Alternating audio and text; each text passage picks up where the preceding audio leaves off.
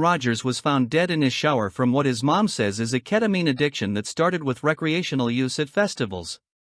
A UK mom is sounding the alarm on the fatal effects of ketamine after her son, who she says was addicted to the drug, died from ketamine toxicity.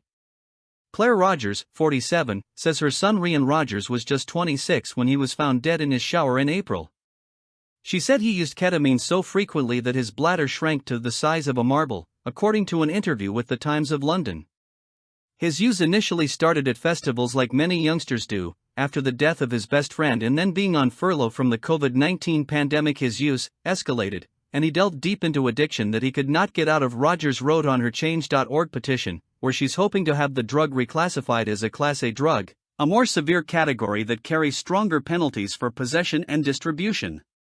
His mental health deteriorated, his bladder suffered, he was passing blood in chunks of his bladder lining, he was suffering excruciating cramps, and then the vicious cycle commences, taking the ketamine, which has anesthetic properties, to deal with the pain, she continued on the petition. As Rogers pointed out, ketamine is popular at music festivals and raves, where it's often seen as a harmless drug.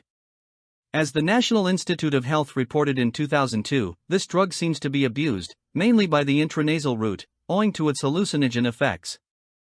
Its use in rave party appears to be marked by unsuspected consumption. Commonly dismissed as horse tranquilizer, ketamine's predominant legitimate use is as a veterinary anesthetic, the U.S. Department of Justice points out. But it's often used illegally and recreationally because it's also a hallucinogenic that can make people feel calm and relaxed, the U.S. Drug Enforcement Agency says. The drug was named as the cause of death for Friends star Matthew Perry, who was practicing ketamine infusion therapy. His last treatment took place just 1.5 weeks before his death, the coroner's report stated. However, the report noted that the ketamine in his system at death could not be from that infusion therapy, since ketamine's half-life is 3 to 4 hours, or less. Ketamine's impacts on the bladder, however, are less publicized. It causes a condition the National Institute of Health describes as ketamine-induced cystitis, KIC.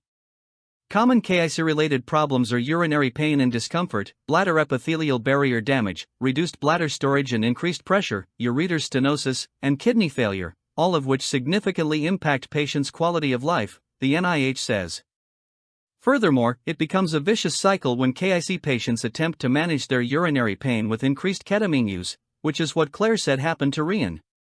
He was in a lot of pain over the last 3 years due to his bladder issues and would regularly take tramadol, ibuprofen, paracetamol, etc., but none could give him good relief to sleep, his mother told the Times.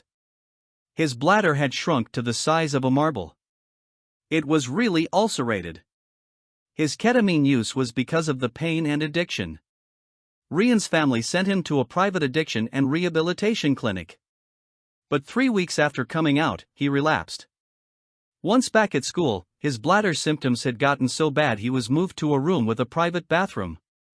And she told the UK Sun, Ryan's bladder capacity had shrunk from 500 milliliters to just 90 milliliters. He was on the waiting list for bladder surgery when he died.